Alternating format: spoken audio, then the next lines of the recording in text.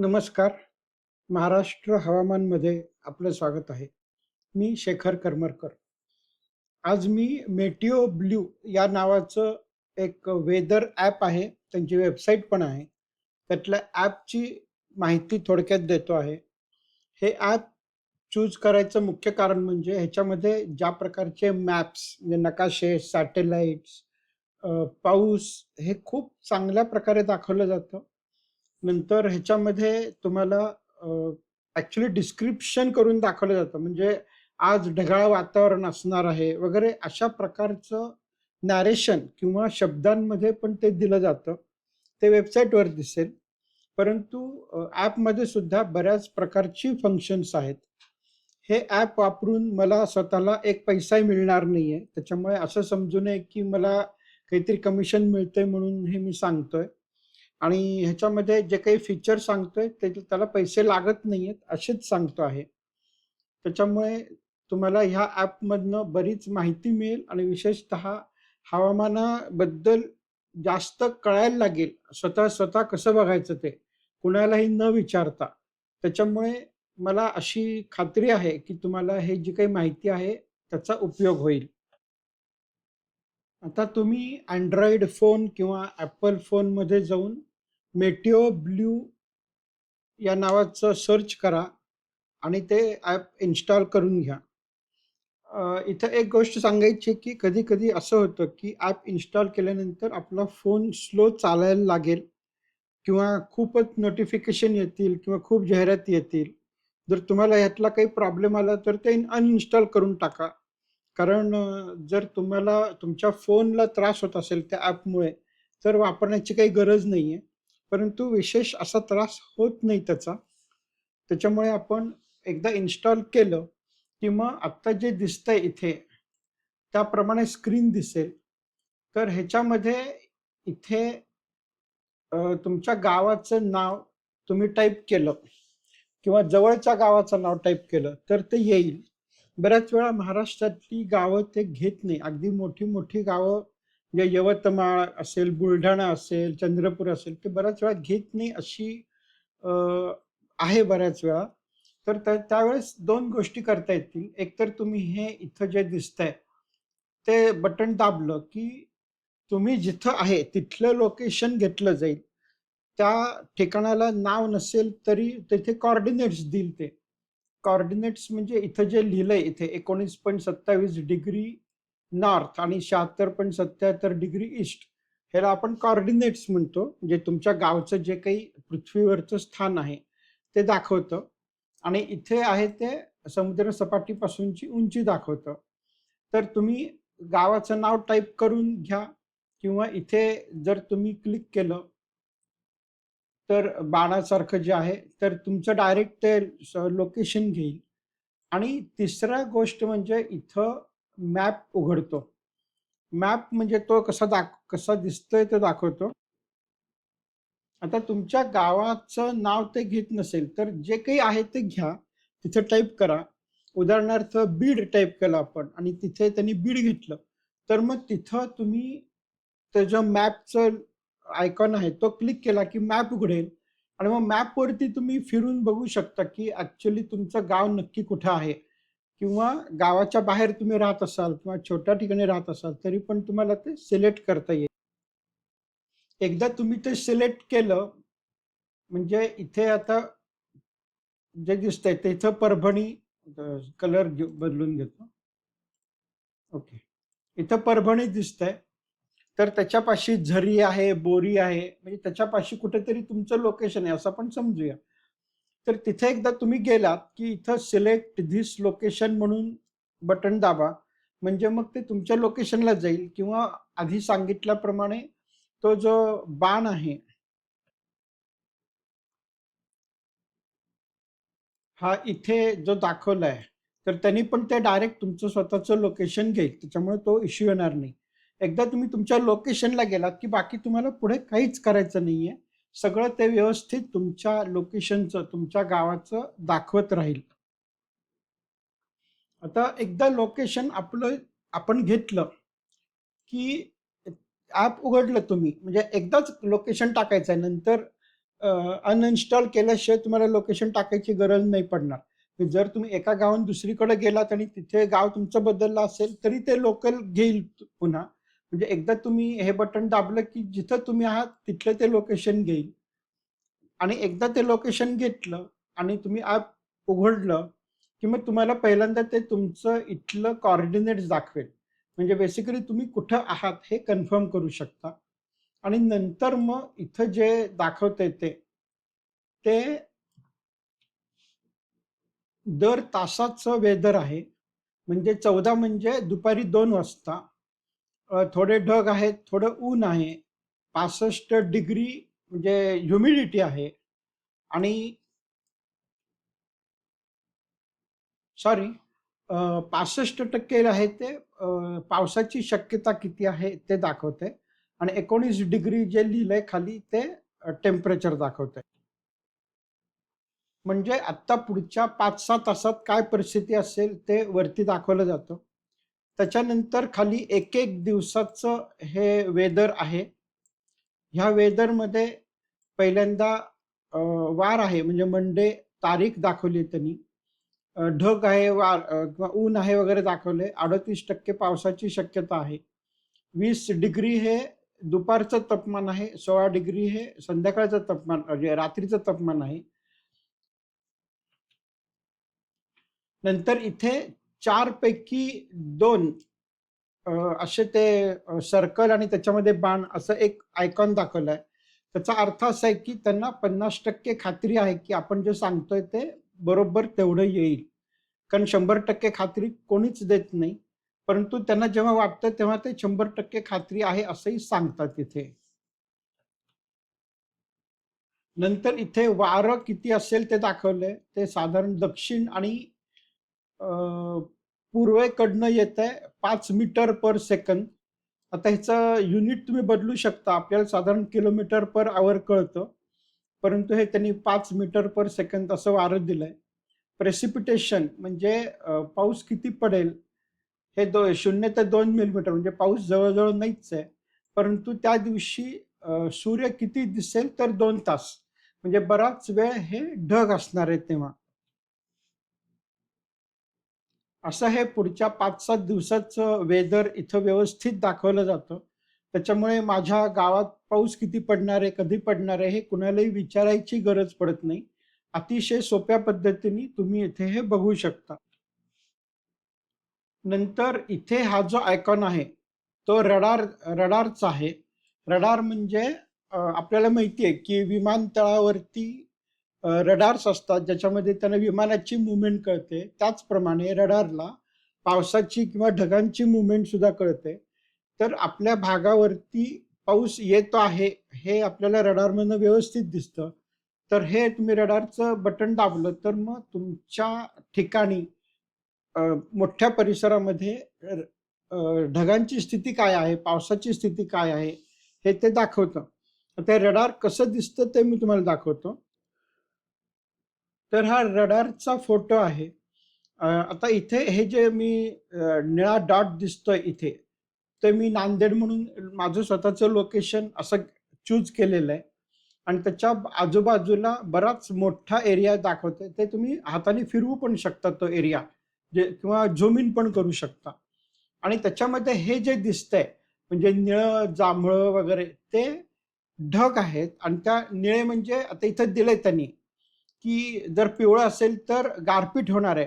कारण महाराष्ट्रात साधारण सप्टेंबर, ऑक्टोबर भागात खूप मोठ्या प्रमाणात गारपीट होते. ते तुम्हाला हे बघून कळू शकतं, की येत्या काही तासात गारपीट होणार आहे.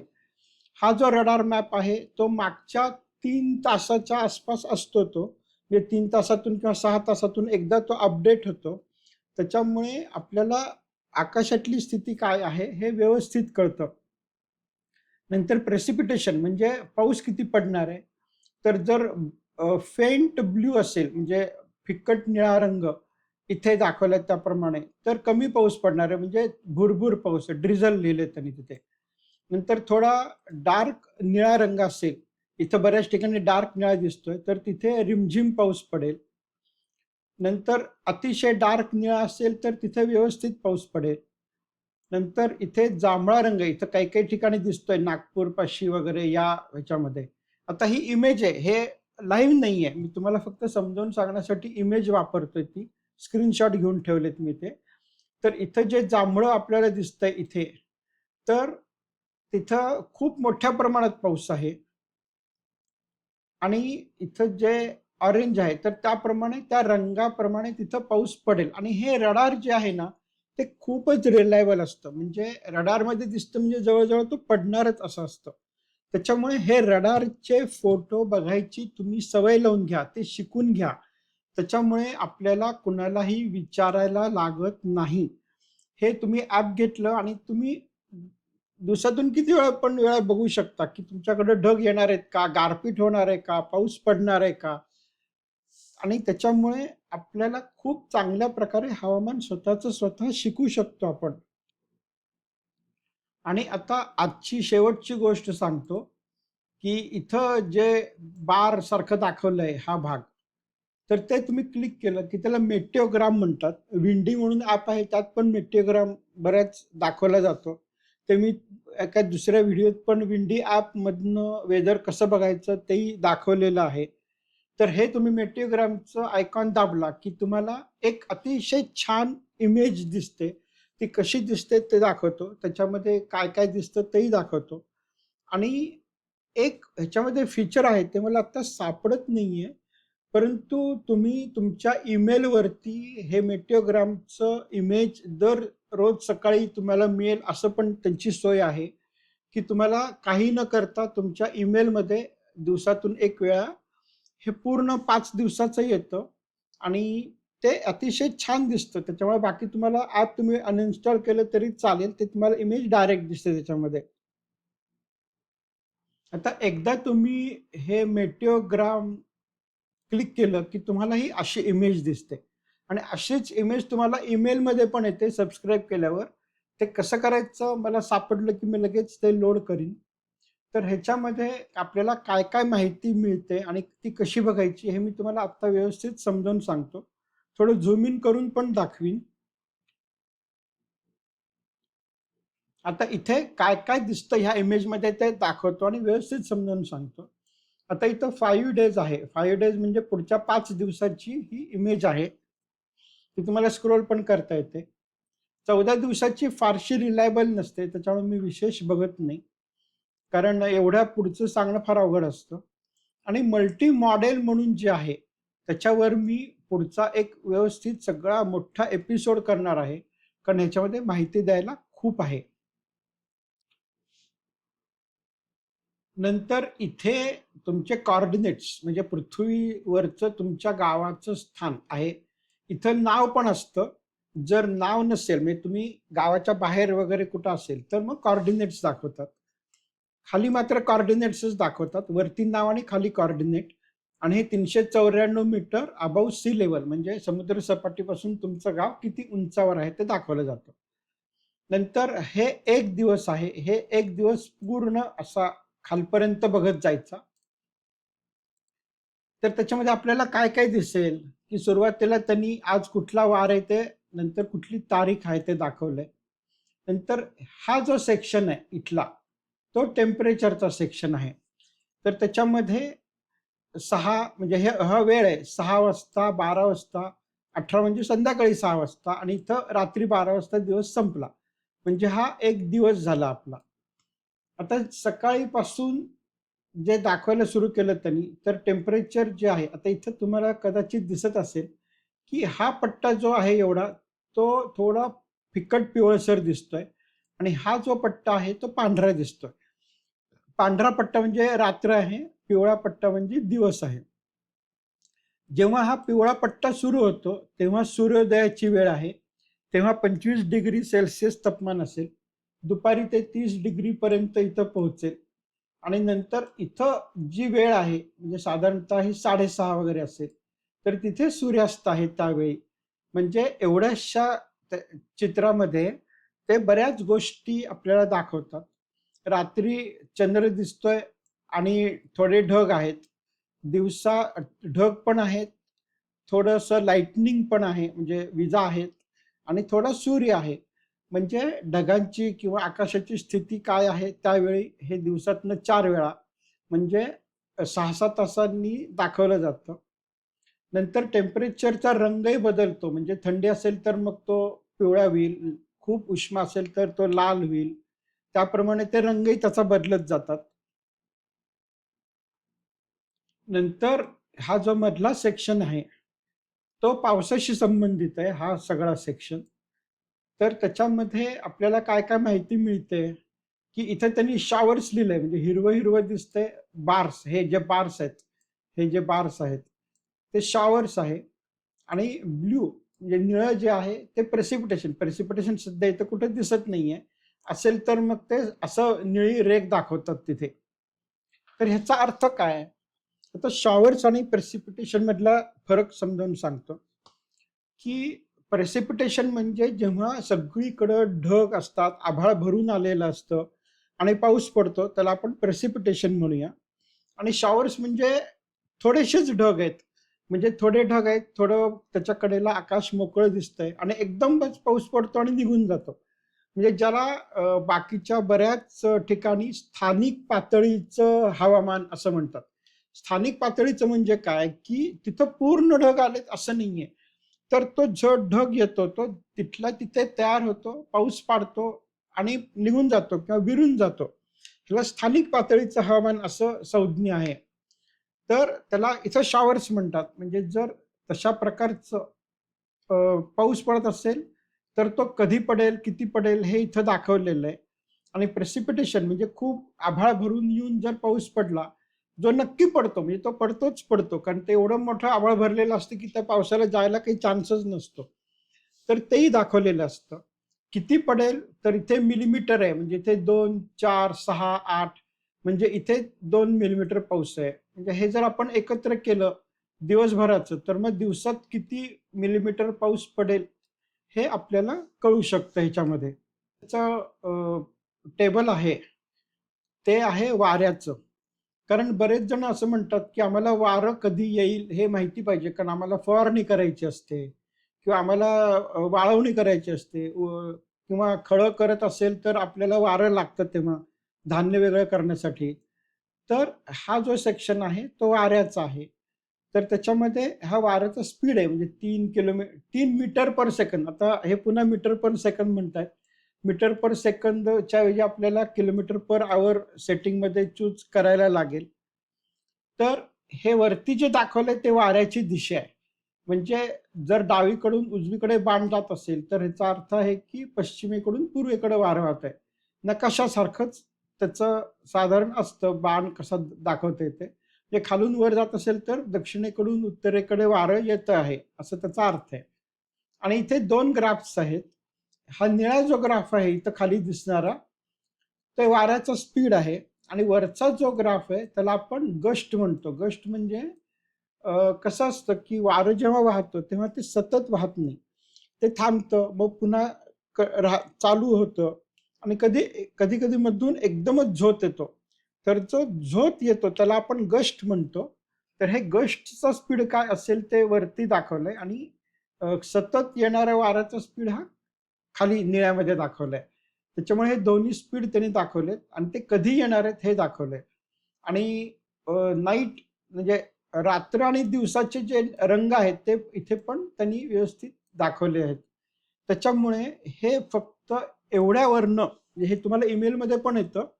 तर एवढ्यावरनं तुम्हाला बरीच माहिती कळते आणि हे तुम्हाला डाउनलोड पण करता येतं त्या पर्टिक्युलर दिवसासाठी किंवा मग शेअर करता येतं. म्हणजे कुणाला जर पाठवायचं असेल किंवा स्वतःलाच पाठवून ठेवायचं असेल आणि इथं जर तुम्ही दाबलं तर ते रिफ्रेश होईल. म्हणजे दर 3 तासांनी ते रिफ्रेश होत राहतं. त्याच्यामुळे ह्या ॲपचा फायदा असा आहे, की तुम्हाला खूप माहिती व्यवस्थित कुणालाही न विचारता कळू शकते. आता जाता-जाता फक्त शेवटचंच एक गोष्ट सांगतो, की इथे जे काळं-काळं, पांढरं वगैरे इथं दिसतंय, म्हणजे हा जो सेक्शन आहे मधला प्रेसिपिटेशनचा, म्हणजे हे जे काळं, पांढरं वगैरे दिसतं आपल्याला, हे काय आहे? तर हे आकाशात किती उंचीवरती किती ढग आहेत, ते दाखवलंय. म्हणजे आता आपण इथं बघू शकतो की इथं पाऊस खूप आहे आणि तेव्हा इथे आकाशातले ढग खूप आहेत आणि जसजसे ढग कमी होतात किंवा विरतात या भागात तिथं पाऊस नाहीये. म्हणजे हे क्रॉस सेक्शन म्हणतो आपण त्याला. क्रॉस सेक्शन म्हणजे जमिनीपासून वरती 8 किलोमीटर 10 किलोमीटर वर जर पट्टी टाकली तर त्याच्यामध्ये किती ढग आहेत ते इथं दाखवलं जातं. ते हळू-हळू बघून आपल्याला त्याची सवय होते, की त्याचा अर्थ कसा काढायचा. परंतु ही चांगली माहिती असते. आता इथे जे मी बघितलंय, की नांदेडचा साधारण हा ग्राफ आहे. तर नांदेडला जसे कोकणामध्ये किंवा घाटमाथ्यावरती खाली ढग येतात, तसे येत नाहीत. त्याच्यामुळे इथले जे ढग आहेत ते साधारण 4-5 किलोमीटरच्या वरतीच असतात. आणि खाली जे ढग आहेत ते विरळ आहेत. त्यात पाऊस नाहीये किंवा ते पाण्याचे ढग नाहीयेत. तर हे आपल्याला या माहितीमधून कळतं. तर मग उद्या तुम्हाला मॅप्स म्हणजे वेगवेगळे नकाशे ह्या ॲपमध्ये किंवा वेबसाईटवरती कसे बघायचे ते दाखवीन. तर नमस्कार.